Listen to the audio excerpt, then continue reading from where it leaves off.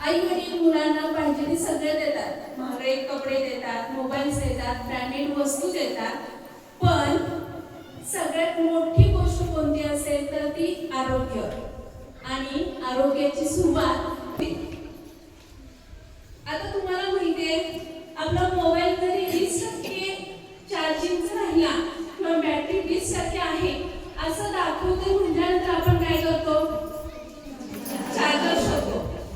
Charger जरी नसला तरी आपण दुसऱ्याच्या घरी जरी राहायला गेलो असेल तिथं जरी आपली बॅटरी लो दाखवली तरी आपण काय बघतो, चार्जर बघतो. ते एक निर्जीव वस्तू आहे, त्या निर्जीव वस्तूला आपण जीव देण्याचा प्रयत्न करतो. पण आपले जेव्हा मुलगी असेल, मुलगा असेल किंवा आपल्या कुटुंबातील एखादी व्यक्ती सकाळी विदाउट चार्जेस ज्यावेळेला घराबाहेर पडते तेव्हा आपल्याला कुठंतरी वाईट वाटलं पाहिजे, कारण तिच्यामध्ये किंवा आपल्या कुटुंबातील प्रत्येक व्यक्तीमध्ये असल्याशिवाय कोणतीही गोष्ट शक्य नाहीये. आणि म्हणूनच सगळ्यात महत्त्वाचं आहे आपल्या मुलांची बॅटरी चार्ज होणं. पण ही बॅटरी चार्ज करायची म्हणजे कोणतेही पदार्थ खाऊ घालणं, त्याचं पोट भरणं म्हणजे बॅटरी चार्ज झाली असं आहे का, तर नाही. त्यासाठी मुलांना आपण काय दिला पाहिजे, संतुलित आहार. मग हा संतुलित आहार कशापासून मिळतो, तर आपल्या शरीरामध्ये कर्बोदके, प्रथिने, फॅट, मिनरल्स, व्हिटॅमिन्स या सगळ्यांची आवश्यकता आहे. कर्बोदके आपल्या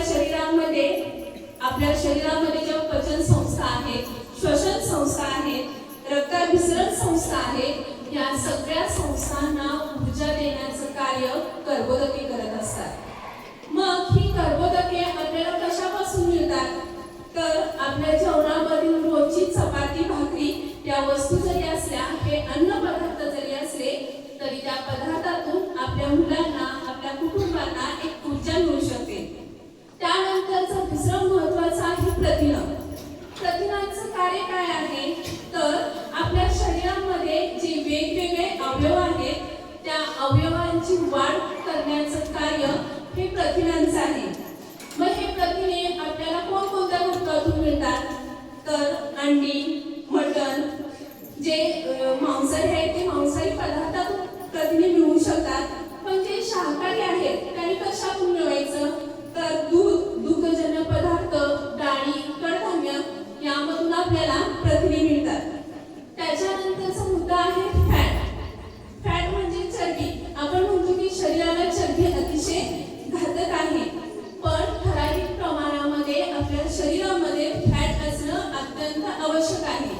आपण सायकलीला पावसाळ्याच्या दिवसात वंगण देतो की नाही, तेल देतो, त्याच पद्धतीनं आपल्या शरीराला सुद्धा वंगण देण्याची गरज आहे.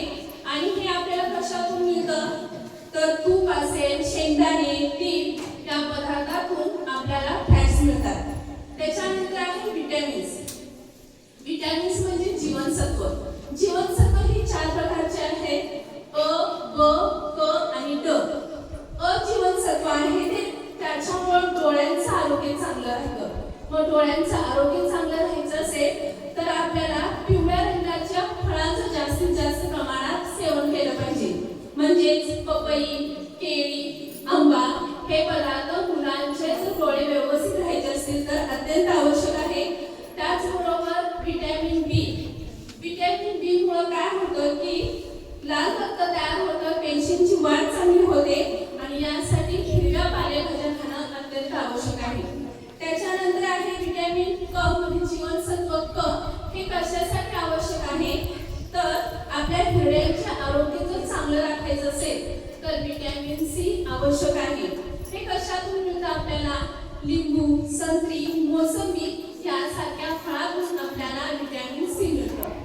त्याच्यानंतर आहे व्हिटॅमिन ड म्हणजे व्हिटॅमिन डी. हे कशासाठी आवश्यक आहे, तर आपल्या शरीरातील हाडे मजबूत राहण्यासाठी व्हिटॅमिन डी ची आवश्यकता आहे. हे व्हिटॅमिन डी कशातून मिळतं, मांसाहारी पदार्थ असतील, दूध, दुग्धजन्य पदार्थ यांच्या मार्फत आपल्याला व्हिटॅमिन डी मिळतं. त्यानंतर महत्त्वाचं आहे मिनरल्स.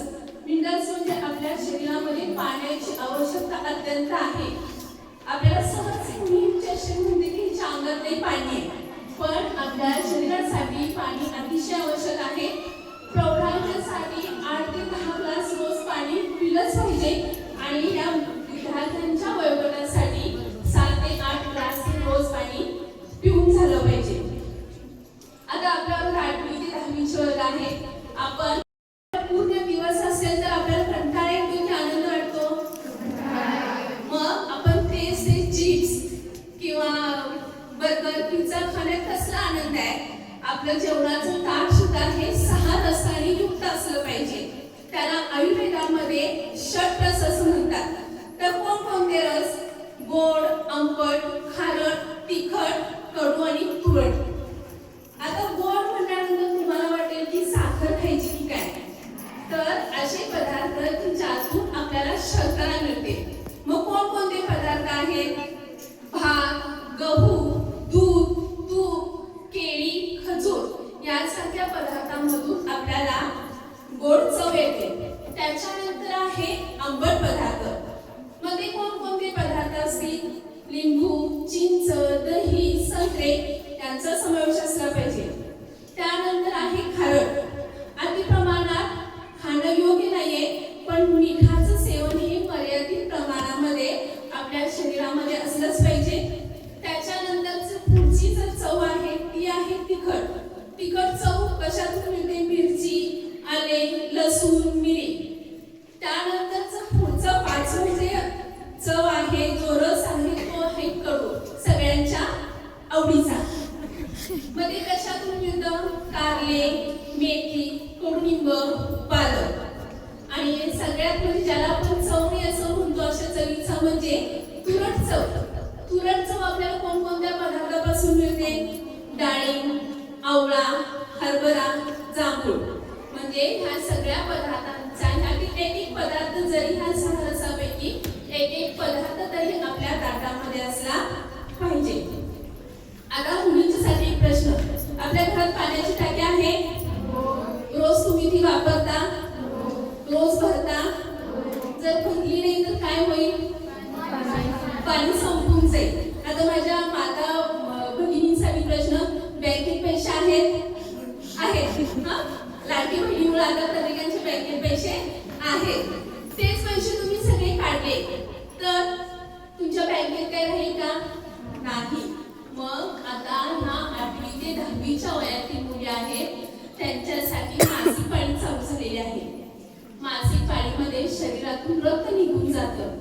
मग अशा वेळेस आपल्या मुलीला काय जाणवतो? थकवा जाणवतो. शरीरामधील रक्तातील लोहाची कमतरता जाणवते. पण ही कमतरता जर आपण भरून नाही काढली तर मुलींना ॲनिमिया सारखा रोग होऊ शकतो. ॲनिमिया म्हणजे काय? तर आपल्याला पटकन थकवा येतो, चक्कर येते, केस गळतात, अभ्यासात लक्ष लागत नाही. आता बऱ्याच वेळेला आम्ही बघितलेलं आहे की मुलींच्या दप्तरामध्ये आम्हाला पिंक सॉइल सापडले. म्हणजे ती विकत माती मिळते. ती बऱ्याच मुली खातात की नाही? खाणाऱ्या बऱ्याच मुली आहेत आणि त्यांना ते मान्य आहे. आम्ही मागच्या वर्षी लेखनी दप्तरमध्ये सुद्धा ते बघितलेलं आहे. तुम्हाला काय वाटतं? मातीमध्ये रोप छान उगवतं म्हणजे तुमची तब्येत सुद्धा किंवा तुमची प्रकृती सुद्धा तशीच छान होईल असं वाटतं का? मातीमध्ये वेगवेगळी रसायने असतात आणि ती तुमच्या पोटामध्ये गेल्यानंतर तुम्हाला जंतू संसर्ग होऊ शकतो. त्यामुळे माझं माता-पित्यांना पण एक विनंती आहे की जर आपली मुलीला तशी इच्छा झाली किंवा खात असेल तर तिला मारून किंवा ओरडण्यापेक्षा डॉक्टरांना दाखवून तिच्यावरती योग्य ते औषध उपचार घेतले पाहिजेत. हा काही मोठा रोग नाहीये, पण शरीरामध्ये लोहाच्या कमतरतेमुळे त्यांना माती खावीशी वाटते. त्यामुळे अशा वेळी पालकांनी डॉक्टरांचा सल्ला घेतला पाहिजे. पण ही लोहाची कमतरता कशी भरून काढणार?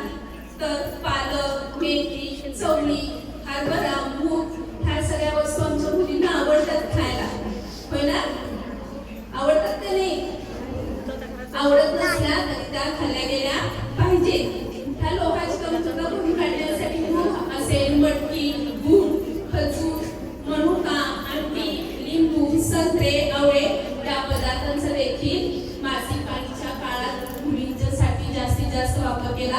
गेला पाहिजे. मुलींच्या सोबत बाईंनी सुद्धा काही खाल्लं तरी काही वावगं होणार नाही, कारण सगळ्यात महत्त्वाचं आपण जर स्ट्रॉंग असेल तर आपण आपल्या कुटुंबाला बघू शकणार आहे. त्याचबरोबर काही बॅक्टेरिया आहे, गुड बॅक्टेरिया, त्याच्यामधील ज्या बॅक्टेरिया आहेत ते आपली पचनशक्ती सुधारतं. त्यामुळं आहारामध्ये दही, ताक यांचा समावेश करणं गरजेचं आहे. तुम्ही 8वी 10वीच्या मुली म्हणजे तुमच्या आयुष्यातील हा गोल्डन पिरियड आहे. कारण का तर यामुळे तुमचं शरीर पण वाढत असतं आणि बुद्धी पण वाढत असते आणि तुम्ही आज जे खाल त्याच्यावरतीच तुमचं भविष्यातील आरोग्य अवलंबून आहे. त्यामुळे तुम्ही काय खाल्लं पाहिजे, काय नाही खाल्लं पाहिजे हे आता तुम्ही ठरवा. तुमच्या जेवणाचं अर्ध ताट म्हणजे जवळजवळ 50% ताट हे कशाने भरलं गेलं पाहिजे, तर फळं आणि भाज्यांनी भरलं गेलं पाहिजे. 25% तुमची चपाती आणि भाकरी आणि 25% डाळ, उसळ, दूध आणि जे काय असेल ते, म्हणजे याच्यामध्ये प्रथिने आणि प्रोटीनचा समावेश असला पाहिजे. बघा आता आपण संतुलित आहार, त्यानंतर मासिक पाळीच्या वेळी आपल्या शरीरामध्ये लोकांची कमतरता जाणवते याविषयी बोललो. आपली आजची निरोगी मुलगी म्हणजे बघा, आपली आजची निरोगी मुलगी म्हणजे भविष्यातील निरोगी माता आहे. त्यामुळं आपण फक्त घराचाच नाही, समाजाच नाही, तर मुली हा देशाची ताकद आहे आणि त्यांना तितकंच आपण मजबूत बनवलं पाहिजे. शेवटी मी 3 गोष्टी सांगेन. त्या म्हणजे पहिली गोष्ट आहे की तुम्ही पोट भरेल असं जेवायचं नाही, तर शरीराला जे आवश्यक आहे, शरीर भरेल असा तुमचा पौष्टिक आहार असला पाहिजे. दुसरी महत्त्वाची गोष्ट म्हणजे मासिक पाळीच्या साठी तुम्ही लाज बाळगू नका.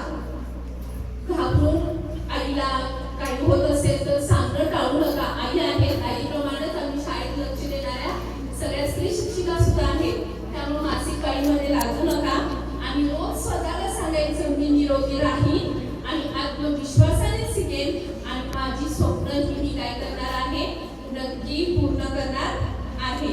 आपल्या शरीराचं सौंदर्य बाळानो हे फक्त क्रीमनं नाही उजळत, तर रक्तातील हिमोग्लोबिनमुळे उजळतं. ताट रंगबिरंगी असेल तर आयुष्य आनंदी आणि निरोगी होतं. मुलींना फक्त शिक्षण न देता चांगलं आरोग्यही दिलं गेलं पाहिजे, कारण मुलीचं शिक्षण तिचं भविष्य घडवतं, तर आरोग्य तिचं आयुष्य घडवत असतं.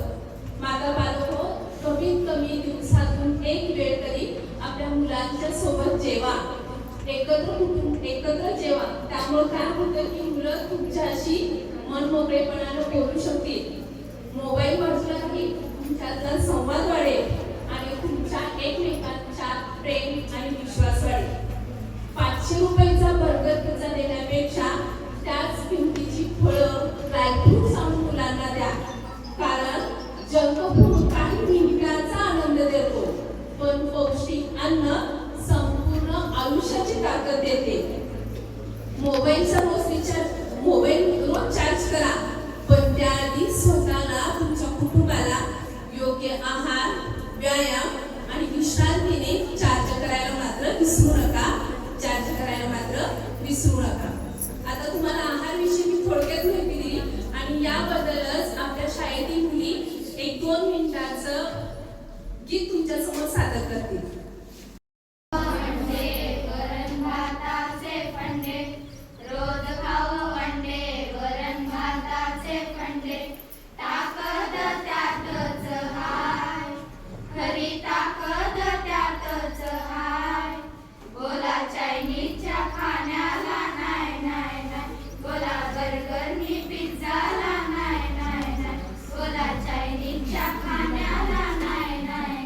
बोला बर्गर